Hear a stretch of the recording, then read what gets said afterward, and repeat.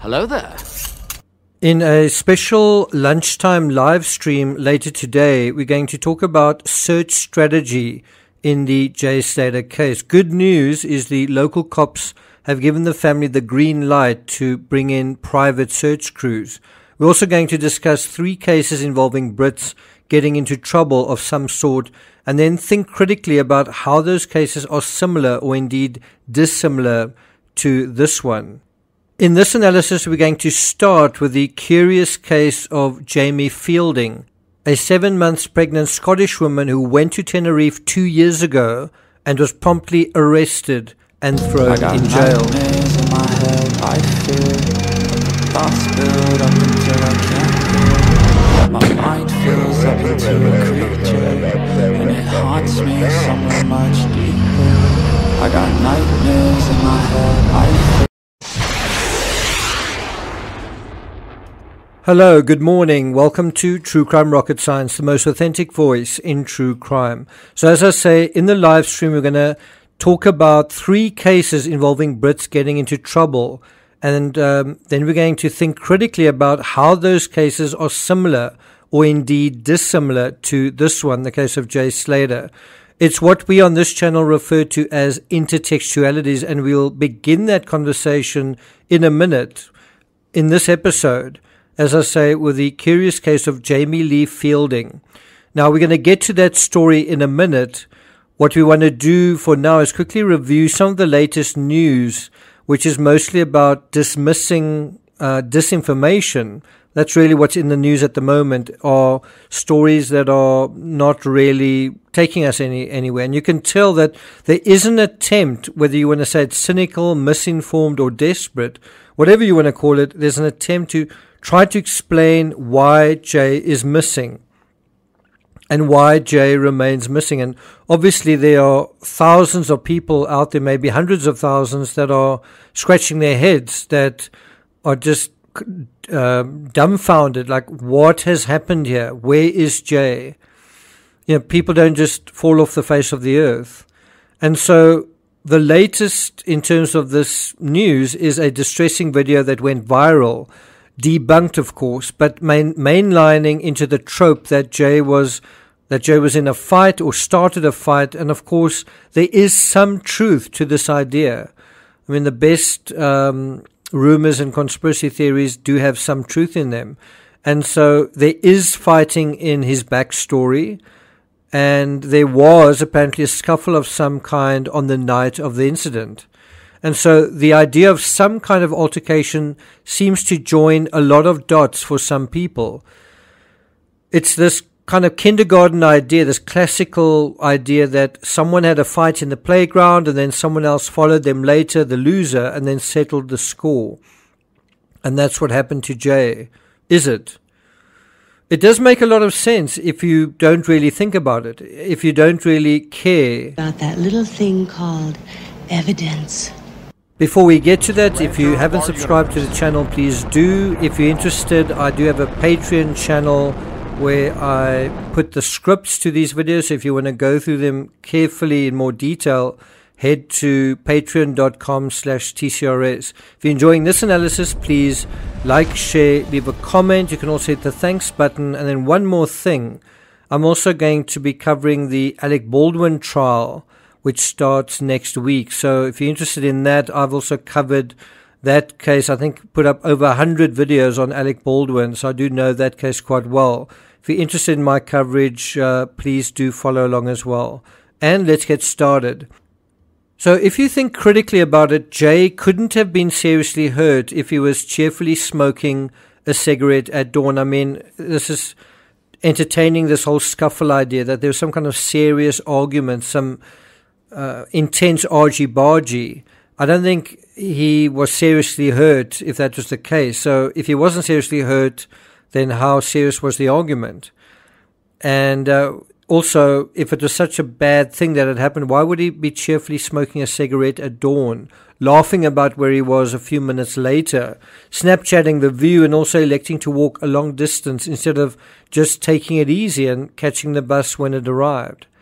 You would also imagine if there had been some serious incident, the Airbnb dudes would have noticed injuries, would have noticed Jay, they would have recalled Jay, would have spoken about what would have happened. And the Airbnb dudes would have perhaps communicated this to the cops, because to do this would have gotten the cops off their case, to say, yeah, something else happened with someone else, go to them. But the cops have said that the Airbnb dudes are irrelevant, and Jay's friends haven't mentioned any scuffle or any injury unless they did so privately, and that information is being held back. What we have heard, which seems to be a rumor at this point, is that Jay was scared. Now, from Jay's own movements and behavior, he doesn't come across as scared. He never told Lucy that he was scared. He said that he was thirsty. He never mentioned an argument or argy-bargy at the rave or after party in his final messages. He mentioned being lost and his battery being low. But most important of all, no witness reported anyone in the area that morning. This is in terms of evidence. Real detectives have to worry about that little thing called evidence. In the Madeleine McCann case, you quickly had people saying, we saw a man carrying a child and we saw this and we saw that. You don't have anything like that in this particular case. Why not? Where's that evidence? There's no witness reports of anyone in the area, not the Airbnb owner who was driving around, who'd encountered Jay, and most important, not Jay. Jay doesn't say, well, there's someone walking around here or someone's driving around here. Lucy also arrived in the area fairly soon after the fact. Did she see anyone? You would think it wouldn't take 3 weeks to find a suspect. I'm talking about one suspect in this case, and yet there still isn't one. Now, an alternative to all this is that the brawl, etc., and Jay perhaps stealing something. That's what's being alleged. There's no confirmation of that. But an alternative to all of this is that maybe it's true. But it's a stretch to imagine someone then followed him to Musca and then followed him on the road out of it and then followed him kind of into the wilderness. Again, there's no evidence to support it. It does certainly make a little more sense out of Jay's erratic move to head to Musca in the first place, this whole scenario, instead of back to his hotel room in Los Cristianos. So the question is, was Jay up to some sort of mischief that caught up to him in the high volcanic massifs beyond Musca? And so to address this question, we turn to the curious case of Jamie Lee Fielding. Briefly, Jamie Lee's story is that while pregnant, she went on holiday to Tenerife in August 2022, that's about 2 years ago, and was promptly arrested at the airport. How did that happen? According to metro.co.uk, she said, "It's been unimaginable. I can't contemplate having my baby here in a foreign hospital. All I want is to be back in a Scottish hospital with my family around me, to have a safe birth and make sure she is healthy. I'm looking for a miracle because right now it doesn't look like there's any way I can get back." Well, of course, there are a few pieces missing from this story, such as why did the authorities feel they needed to arrest Jamie Lee? Her passport flagged at the airport when she arrived on August 19. Jamie Lee had intended to meet her father and brother who were already in Tenerife. Now, according to the BBC, quote, Jamie Lee was detained at passport control and two police officers escorted her to baggage reclaim before taking her to a police station. Speaking from a hotel room while on weekend release from prison, Ms. Fielding said, "It wasn't until we were down in the police station that they explained about the fine that was outstanding. I had €400 in cash with me in my bag just in case that happened." Okay, so now it becomes clearer that Jamie Lee seemed to know that she was in trouble about 2 unpaid fines ahead of time. The article goes on to note, she offered to hand over the money but was told she would need to see a judge and was eventually transferred to a cell. A lawyer and interpreter visited the cell and informed Ms. Fielding that she would be taken to prison. She said, "I started crying and I said, 'This can't be right. I've got the money here.'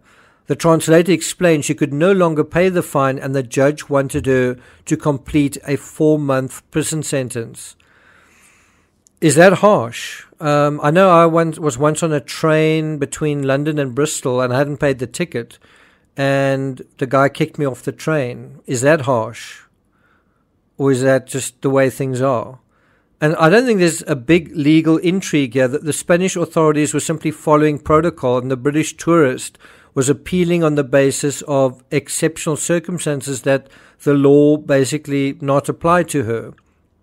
And to be fair, there were exceptional circumstances. And that's also something we need to think about with Jay Slater. Were there exceptional circumstances with him? If so, what were they? Jamie Lee, 6 months pregnant, she found herself now in a delicate situation. She faced the very real possibility of having to give birth in prison, although, put another way, she seemed intent on wanting to avoid paying the piper a second time round as well. And you might say, who could blame her? It was only a fine, no big deal. And so she made a big appeal to the British public and the British media, and this pressure actually worked. After 1.5, I think it was about 2 months into a 4-month sentence, Jamie Lee was allowed to go home. Now, it's unclear whether she paid the fine at the end of the day or not. Obviously, the Spanish in Tenerife were sensitive to the idea of negative publicity, since much of the local economy runs on Brits having a positive attitude to their island. The intervention of a Scottish MP, who also noted a medical condition of gestational diabetes, in addition to Fielding being pregnant, put her at risk and in greater need of specialist medical care. So all of these factors, in a way, mitigated the sentence that was given. But the question is, how did Jamie Lee get the fines in the first place? Again, according to the BBC, quote, Ms. Fielding had originally incurred 2 fines after she travelled to Malaga,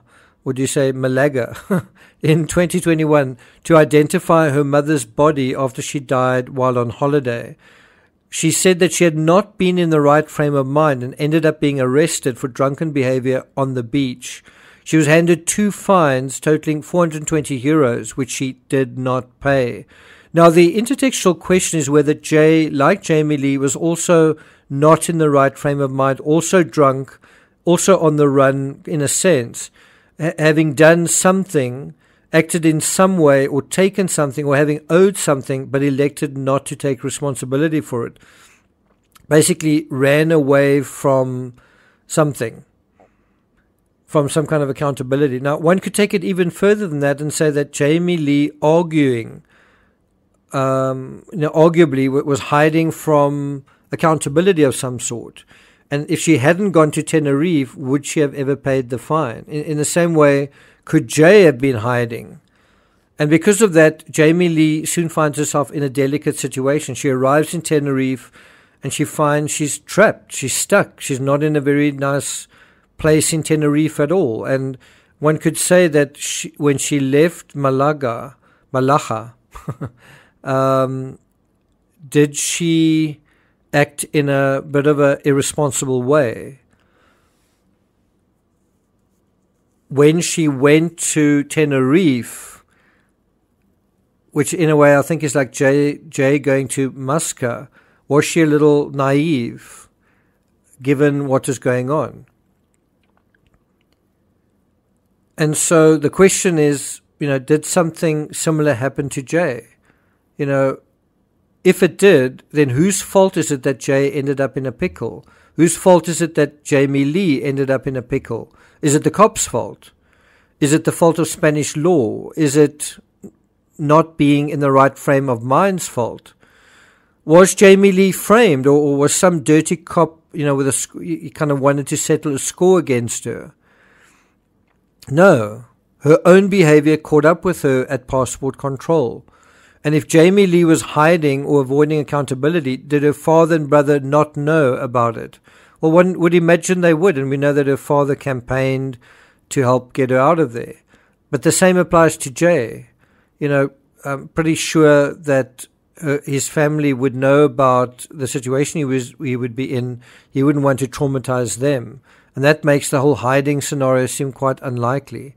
Also, the bus stop at Muscat, if you think about it, was a kind of informal passport control.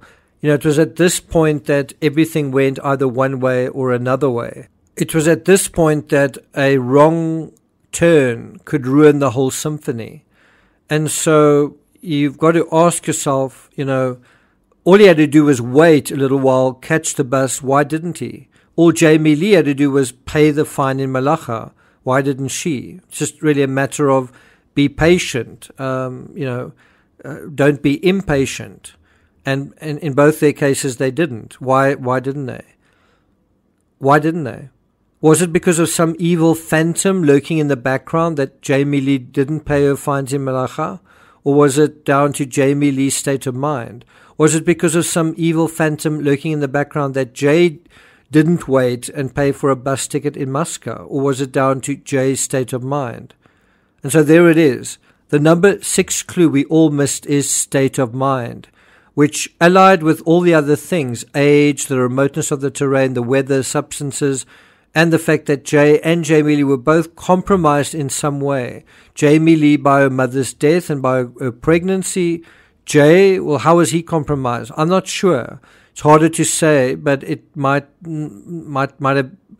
be not having much money, just in general, also in Tenerife.